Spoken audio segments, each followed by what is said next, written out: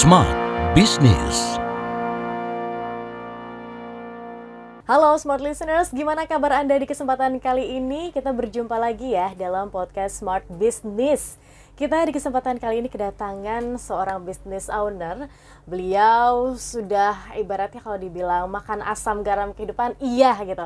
Sampai akhirnya bisa membalikan keadaan dan bisa memotivasi orang untuk ayo bantu, kemudian jangan sampai ada di posisi yang sama-sama saya gitu. Nah, kita akan gali inspirasinya dalam sisi bisnisnya beliau. Sudah ada Koh Tommy Wong. Selamat pagi, siang, sore, malam ya Koh Tommy. Gimana kabarnya? Thank you Tasya, selalu baik. Selalu baik. Koh Tommy, cerita dong, mungkin ini kan kita ngomongin soal topik di mana pebisnis tapi berbagi. Ya. Kalau misalnya kita ngomongin soal bisnis kan ya revenue begitu kan. Untuk berbagi ya ntar dulu deh gitu kan. Apa yang saya dapat, dapat.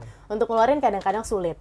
Menurut Koh Tommy sendiri, gimana Koh Tommy pandangannya seputar hal itu? Ya. Oke. Saya sebelumnya setuju dulu nih sama teman-teman di sini semua. Namanya juga kalian nonton Smart Podcast ini, Smart FM punya podcast, ini pasti orang-orang smart kan. Teori sudah banyak, tapi aplikasi di lapangan kan kita harus lihat realita di lapangan. Banyak orang terjebak pada teori, tapi mereka lupa bahwa yang namanya rezeki itu selalu datangnya dari atas. Jadi ini bukannya konteksnya Koh Tommy mengingatkan supaya hanya beribadah, tetapi Koh Tommy mau membuat pola pikir teman-teman itu ingat satu hal gini. Ketika kita itu mau memberi kepada orang lain, maka sebenarnya itu adalah sebuah jalan dari Yang Maha Kuasa itu menjadikan kita sebagai wadahnya. Ibarat kita ini pot air dan teman-teman yang di luar sana itu adalah cangkirnya. Ketika kita mau memberikan ilmu kita kepada mereka, pasti di dalam diri kita ini ada yang kosong. Maka yang namanya kepintaran ini kan yang ngasih siapa? Tuhan. Tuhan kan. Maka kita akan diisi kembali. Tapi ketika kita pelit, kita tidak mau berbagi pada orang, yang ada adalah kita merasa pintar sendiri. Kita merasa wadah kita ini full. Tapi ya, buat apa semuanya itu? Toh, ibaratnya kamu tidak mau menolong orang lain, maka Tuhan akan menolong orang itu. Tapi ketika kita mau menolong orang lain, seringkali Tuhan menolong kamu. Nah, itu yang terjadi kalau coba teman-teman lihat di panti asuhan ketika kamu habis memberi di sana, lihat saja lah. Ada saja, saya yakin, yang namanya Tuhan itu tidak pernah memiutangi umatnya. Ya, jadi pasti ada rezeki yang dikembalikan lagi kepada kita. Deal nggak dealnya suatu customer, benar banyak sekali teori gitu ya. Cara closing, cara jualan, cara ini. Ya, tetapi saya mau kasih tahu, mengingatkan kembali ke teman-teman semua, bahwa customer datang ke toko kita, orang lihat kita punya jualan online, itu karena ada yang menggerakkan. Kalau itu tidak ada yang menggerakkan, itu juga tidak datang. Makanya ada kadang-kadang, ini bukan mengecilkan ya, tapi kita coba lihat, pelajari juga. Kalau udah semua teori dipakai, tapi tokonya masih sepi, coba. Bukan perbaiki hubungan hanya vertikal pakai teori ke manusia, tapi coba perbaiki hubungan juga kepada vertikal, alias kembali kepada yang di atas. Tanya dulu, di mana apa saya punya kebutuhan ini Tuhan bisa cukupkan.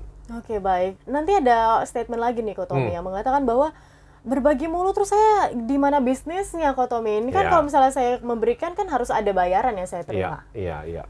Memberi itu tidak harus selalu konteksnya berupa uang. Memberi itu kan bisa berupa ilmu, berupa jasa. Jadi kalau ditanya, Tasya nanya saya, awalnya kenapa Koh Tommy bisa mau berbagi sama orang ketika sudah jadi pebisnis? Jawaban simpelnya adalah, saya pernah mengalami titik terendah, titik sulit, ketika saya bingung saat saya mau bisnis. Bahkan saya pernah terpuruk di dalam bisnis. Ibarat kayak orang berada dalam kegelapan kan. Disitulah saya berjanji pada diri saya. Saya bilang gini, wah susah ya jadi orang ya kalau nggak punya guru, nggak punya mentor, nggak punya yang mengarahkan. Ibarat kayak kita traveling itu nggak punya pemandu wisatanya gitu ya. Akhirnya kita nyasar kan. Nah disitulah saya berjanji pada Tuhan bahwa kalau nanti saya sukses, saya ingin apa yang saya ditolong ini oleh Tuhan, saya berikan juga buat orang lain. Jadi ya itulah dia, makanya kenapa saya hadir di sini juga. Semoga melalui channel ini teman-teman yang mendengarkan bisa mendapatkan ya insight maupun kegunaannya. Oke, baik. Banyak ya Kotomi kan sharing-sharing begitu kan, karena Kotomi ini Smart Listeners punya juga grup WhatsApp mentoring sendiri begitu kan. Jadi untuk teman-teman yang mungkin butuh masukan, butuh informasi, tips and trik seputar bisnis, Kotomi bisa memberikan. Tapi biasanya Kotomi, apa sih yang terjadi begitu ya ketika Kotomi sharing, ketika Kotomi berikan, apa yang Kotomi rasakan? Emang nggak takut bahwa nanti aku ada saingan nih atau gimana? Buat saya, kalau orang yang saya sharing dia jadi pintar, dia jadi sukses, saya bangga loh. Saya bangga loh. Artinya gini, bahkan ada yang juga udah melupakan saya gitu. Buat saya nggak masalah. Ada kadang-kadang kan laporan dari luar, wah Kotomi dulu dia datang ke tempat Kotomi belajar terus, sekarang dia sudah sukses. Ketika kita tanya, belajar sama siapa dulu? Dia bilang pintar sendiri gitu.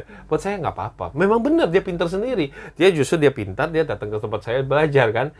Buat saya mengenang nama itu relatif lah, penting nggak penting. Tapi buat saya bisa melihat orang-orang yang saya bantu mereka sukses kembali, itu jauh lebih penting. Karena saya jadi menemukan value di dalam hidup saya, nilai di dalam hidup saya. Dan saya yakin, sebenarnya balik lagi, Tasya dan teman-teman semua, Tuhan itu tidak pernah mengutangi umatnya.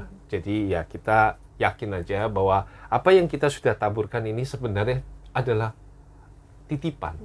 Jadi kita berikan kepada orang lain dan kita akan dititipi kembali. Oke, baik. Ada nggak sih Kotomi pengalaman begitu ya? Ketika Kotomi berbagi atau ya memberikan wejangan ibaratnya begitu ya. Terus ada hal yang terjadi secara amazing gitu di hidup Kotomi, di dalam bisnis terutama. Oh, banyak sekali Tasya. Boleh nggak salah satunya? Jadi salah satunya ya, ini realita aja nih, mungkin kalau teman-teman Smart Listener yang dengerin gitu ya, maupun nonton, mereka ada yang sebagian teman-teman saya, mereka akan melihat bahwa dalam hidup saya adalah orang yang bisa lolos dari pandemi. Ketika corona itu terjadi, di depan bangsal kamar rumah sakit saya ini, kamar yang di depan itu anak muda, jauh lebih muda dari saya, dengan kondisi sampai mesinnya dikirim dari Jerman, mereka nggak mau lagi mesin rumah sakit, mereka minta tambahan khusus untuk supaya nafasnya dia. Dan akhirnya lampunya padam. Artinya kita tahu bahwa dia sudah pergi. Saya yang di depan kamarnya, saya bingung gitu ya. Lihat, wah kok lampunya udah padam. Sedangkan tempat saya tiap hari, bahkan saya nggak tahu apa yang terjadi gitu dengan corona ini. Tapi saya survive. Buat saya, kalau tidak ada amalan kebaikan saya di dalam hidup ini, yang mungkin tidak semuanya itu selalu berupa uang ya Tasya. Diberikan kesempatan hidup lebih lama itu juga merupakan satu berkah loh Tasya. Jadi ibaratnya gini, kita itu harus yakin ketika kita berdoa itu, Tuhan, aku ini masih ada gunanya buat Engkau gitu loh. Terima kasih Tuhan, aku ini masih ada gunanya, dan terima kasih Engkau masih sayang sama aku. Makanya ada nilai satu kehidupan bahwa saya mensyukuri bahwa gini, betul orang bilang hidup itu penting adalah waktu. Waktu nggak bisa diulang. Tapi hiduplah dengan hidup yang baik itu juga penting. Yaitu mensyukuri bahwa setiap hari kita itu bisa dikasih nafas yang kita nggak usah bayar, bisa dikasih hidup yang kita nggak usah bayar, itu juga udah rezeki. Jadi tadi ya, saya kembali, kalau kamu bisnis, wah hari ini saya jualan sepi, saya gagal, bangkrut bisnisnya. Selama kamu masih hidup, yakin Tuhan masih mau kasih kamu cerita yang terindah. Yakin. Baik, menarik. Karena ada juga Kotomi, saya punya cerita gitu ya, pernah dapat cerita dari teman. Dia bisnisnya biasa aja, tapi karena rutin ngasih makan kucing, ngasih makan hewan-hewan, kucing sih ya, kucing di jalanan, itu yang justru ngebuka rezeki dia. Dan akhirnya ada yang order, jadi ada, dan sekarang bisnisnya lumayan.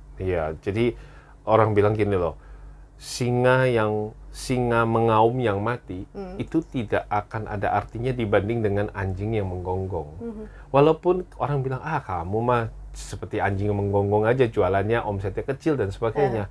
Itu jauh lebih berarti hidup kita daripada, maaf kata nih, mereka yang misalnya sudah kaya raya luar biasa tapi nggak sempat menikmati semuanya karena sudah kembali kepada Yang Maha Kuasa. Itu kan, itulah filosofi hidup menurut saya yang penting banget buat kita untuk teman-teman. Yuk, kalau hari ini jatuh bangun dalam bisnis, nikmatin aja prosesnya. Karena nikmat itu nggak sekedar tentang kamu sudah banyak uang saja.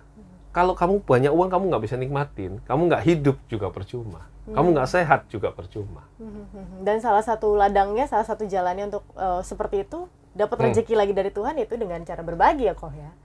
Ya, kalau saya sering katakan adalah buatlah Tuhan terharu atas hidup kita.